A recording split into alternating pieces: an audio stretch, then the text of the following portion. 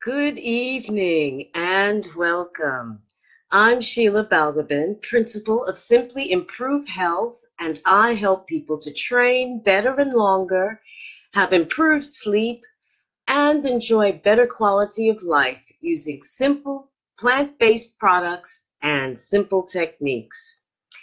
Tonight I wanted to talk a little bit about the benefits of compassion, and what started this train of thought off was on human psychology, interestingly enough, was through observation of animals.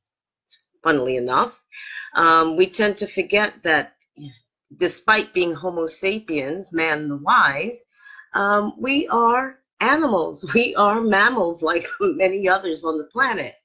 Um, and there's things that we can learn from our four-footed and feathered friends if we but took the time actually to listen, because they do have things to teach us. But what started all of this off for me was the death of the last male white rhino, who was named Sudan. Now, what's sad about that is that the only two members of this subspecies left are his daughter and granddaughter. And it doesn't seem to be any ability of artificial insemination or anything to um, repopulate, which is basically an extinct subspecies now. And that aroused us a deep sense of loss and compassion in me. I love animals and find it that we lose something of ourselves every time an animal disappears from the planet. But I wanted to share with you the thought, or the benefits that come from compassion, not just for an animal species that has is passing into history, but what that means and brings to each of us when we give and receive compassion. I'll give you an example. Again, these are all animal examples. It seems to be animals are the best way for us to communicate these days. We don't communicate directly, but we use all kinds of commercials and things to anthropomorphize rather, our feelings. We turn them in, we disguise them by using animals. But let me give you the explanation or definition of compassion, which comes from the Latin originally of cum, which means with or together, and patir, which means to suffer or to bear. So to have compassion is to literally to suffer or bear with someone. So it's technically defined as to sympathize or to sense or feel another's distress and feel moved to do something about it to try to alleviate it. Now, one of the things that I was doing in the past week just to relax was to watch nature programs, which I enjoy very much. And there's always something you can learn about human behavior as you observe animal behavior, such as compassion.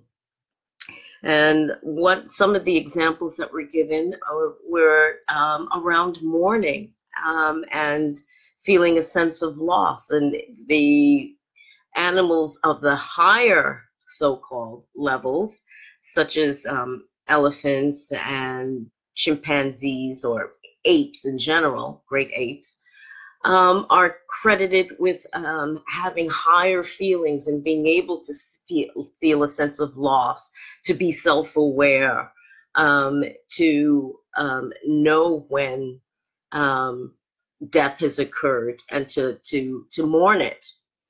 But and I don't think that that's true, and I believe that the series that I was watching indicates that that's not true, because you have many examples of different animals. I mean, of course, you see elephants mourning, going over the bones, using their trunks to feel the bones of dead elephants that they come across.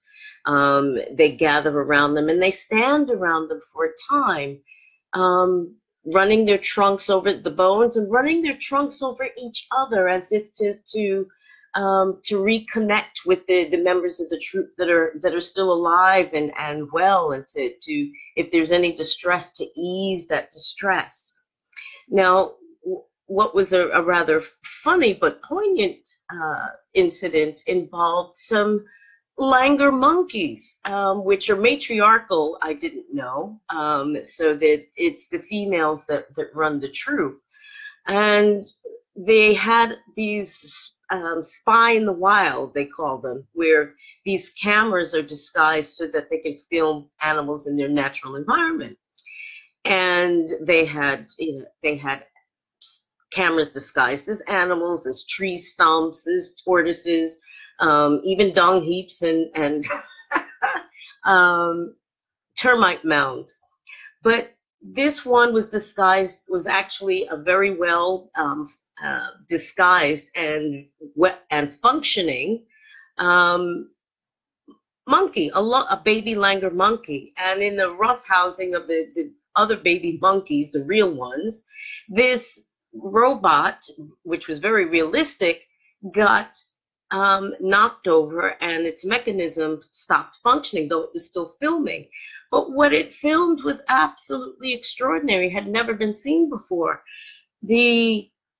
All of the monkeys came and gathered around this dead toy monkey, and touched it.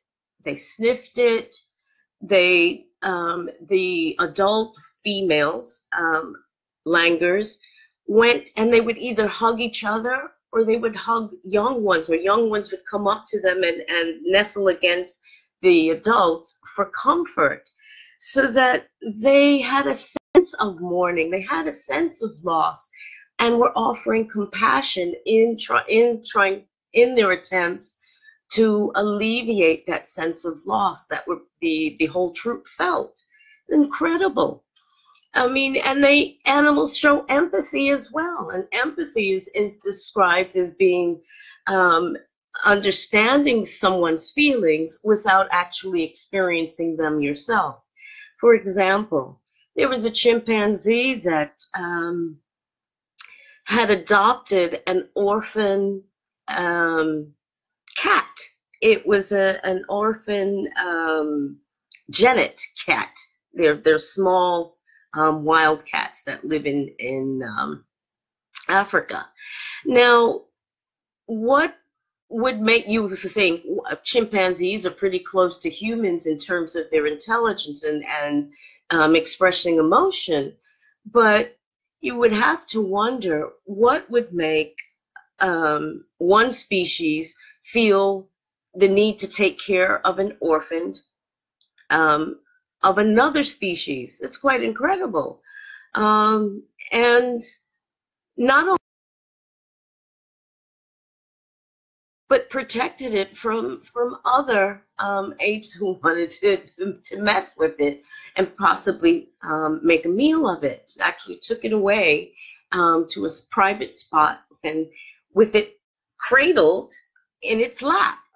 And I just find that quite amazing.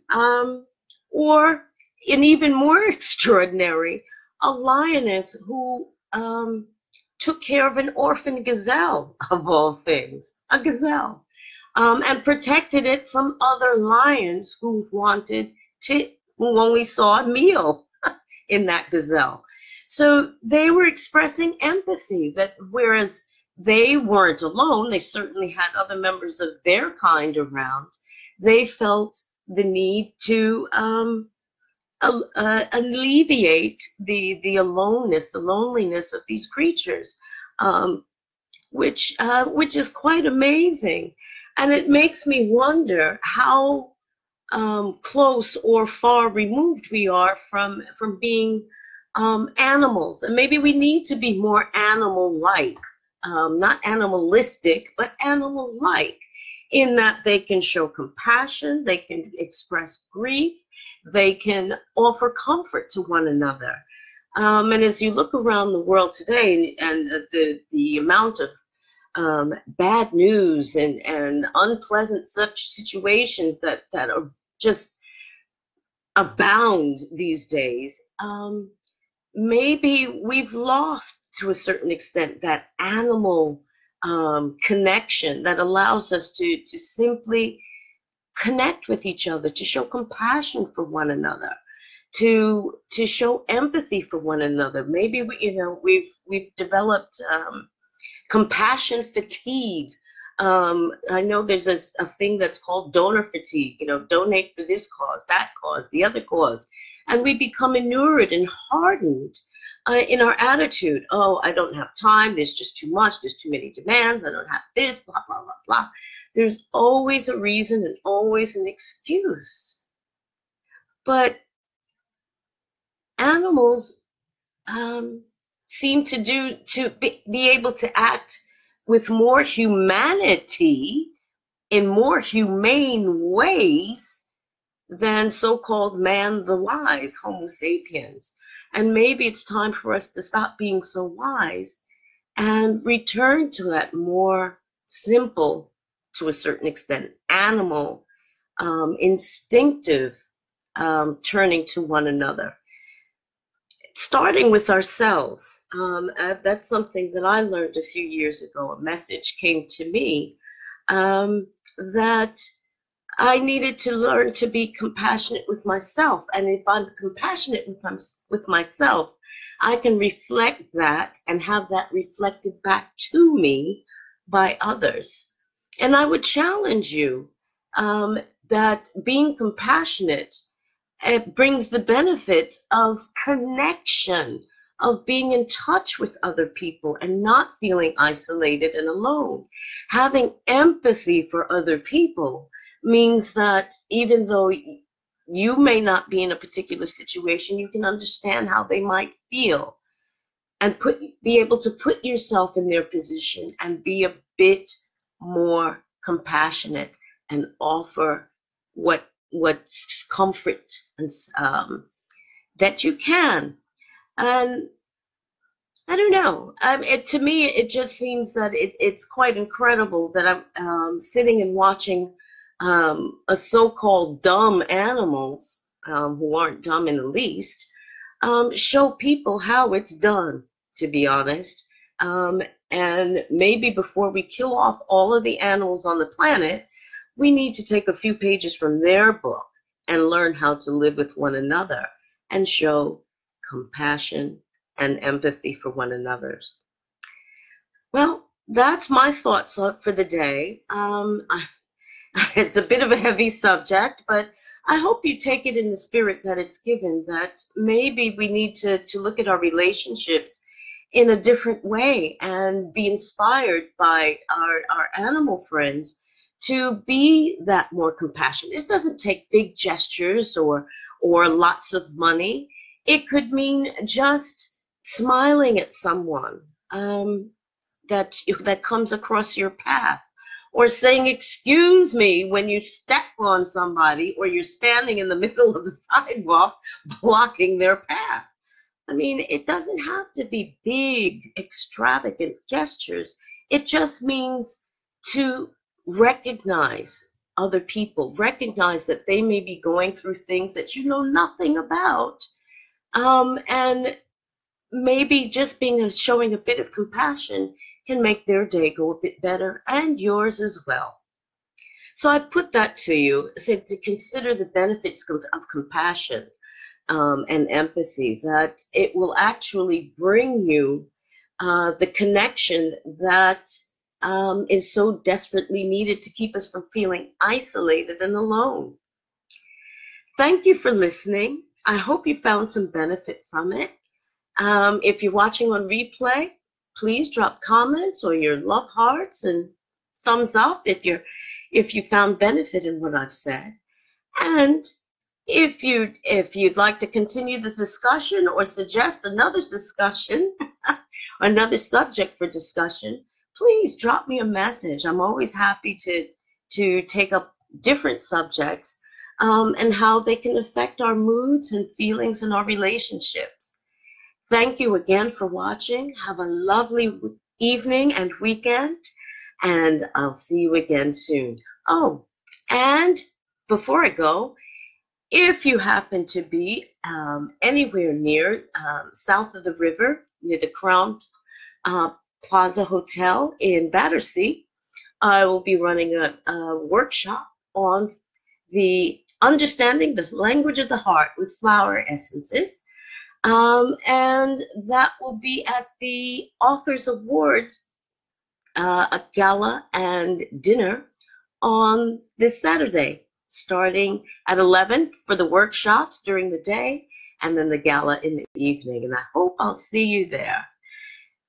Thanks again for joining me.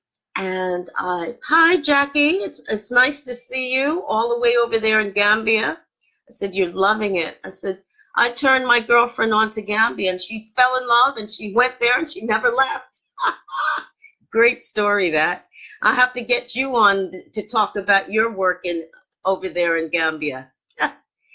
Thanks again for watching, everyone. Have a lovely evening and a great weekend. And I'll see you again soon. And I'll report to you on what happened at that workshop on Saturday at my next live. Take care, and I'll see you again soon. Bye-bye.